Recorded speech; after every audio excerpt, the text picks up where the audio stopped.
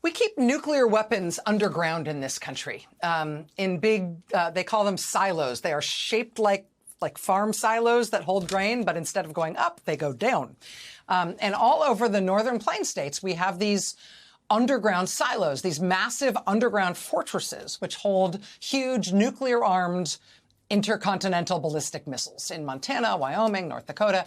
And a lot of them, especially the first ones that we built, are up in that northern tier of the country because they are a Cold War relic.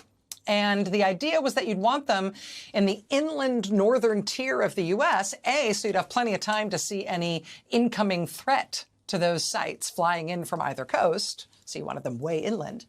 But B, you also wanted them way north, so you could fire those intercontinental ballistic missiles north over the Arctic Circle as the fastest path to go hit Moscow, right? To go hit Russia, or I guess the Soviet Union, since it was a Cold War thing. And there were some earlier missile silos with different kinds of weapons, but mostly what we think of when we think of those nuclear missile silos on the northern plains, mostly what we think of are the Minuteman sites for these huge 50-foot-long nuclear-armed intercontinental missiles, the Minuteman missiles. And those Minuteman missile sites in Montana, North Dakota, Wyoming, those started to go in the early to mid-1960s. And they are still there and still functioning today, because we as a country still have thousands of live nuclear weapons that we maintain in a constant state of readiness because sure, why not? But if you're going to decide as a country to do that, one thing you can't then do is let those nuclear weapons and those nuclear weapons sites fall into disrepair, right? This isn't like old books or soccer balls that you stashed in a milk crate on a shelf in your garage and forgot about, and, you know, look, the mice got to them. Right? These are real live nuclear weapons that need upkeep and modernization. They need care and tending. So a few months ago, there was a review of the physical condition of these decades-old silos, where to this day we keep hundreds and hundreds of these huge nuclear weapons. And at the end of that review, the Air Force reported, we need to dig all new silos for our nuclear missiles. Turns out these silos we dug starting in the 1960s aren't going to last forever. They're leaking, they're crumbling, they're no place to keep live nuclear weapons and the crews that watch them and maintain them and stand ready to launch them 24 hours a day. So we need new silos. We need new physical sites for these ground-based nukes.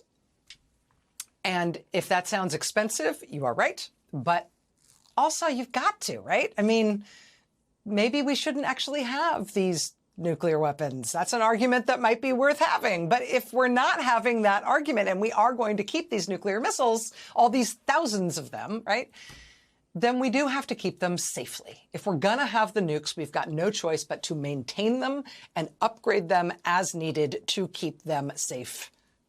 Right. Right. We can all agree on that. Right. Right. Well, President Donald Trump is now robbing the ground-based nuclear missiles safety and modernization budget for himself. He is robbing that budget. Quote, no one wants to discuss a mysterious $934 million transfer of funds from the Pentagon project to modernize America's aging ground-based nuclear missiles.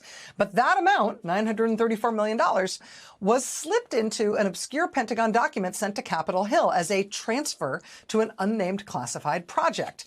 In recent weeks, congressional budget sleuths have come to think that that amount almost certainly includes the renovation of the new gold-adorned airplane from Qatar that President Trump desperately wants to be in the air before his term is over. Air Force officials privately acknowledge, quote, dipping into nuclear modernization funds for the airplane project. That's from reporters David Sanger and Eric Schmidt at the New York Times. And just to underscore that last point again, just in case that didn't sink in, they actually say it twice in the article. When asked last week, the Air Force said it simply could not discuss the cost or anything else about the airplane because it is classified. But Air Force officials privately concede that they are paying for the renovations of the Qatari Air Force One with the transfer from the Pentagon program to rebuild America's aging, leaky ground-launched nuclear missile system. So our aging, leaky, ground-launched nuclear missile system needs some attention, needs a little TLC because, they're huge armed nuclear missiles under the ground in Montana and Wyoming and all over the place in silos built for them, 60 years ago. So they need a little TLC, our live nuclear weapons, but Trump is taking the money from that program for himself to instead fix up this plane that he wants, which, yes, he will use as Air Force One while he's president. But then, remember, he plans to keep it for himself after his presidency as part of his presidential library, which is a thing that does not exist. Diverting $934 million in taxpayer funds from the Pentagon for nuclear weapon safety to instead making sure he gets the gold inlay he knows he deserves on the plane he plans to take with him when he goes. Everywhere, all over the world, these guys are all the same, and they all want gold toilets. They all want to rob the country they lead blind, to give them gold gewgaws that make them feel special. But that's more fun than actually governing, right? On the actual governing front, while we're on the subject of planes, let's see, how's it going at the FAA?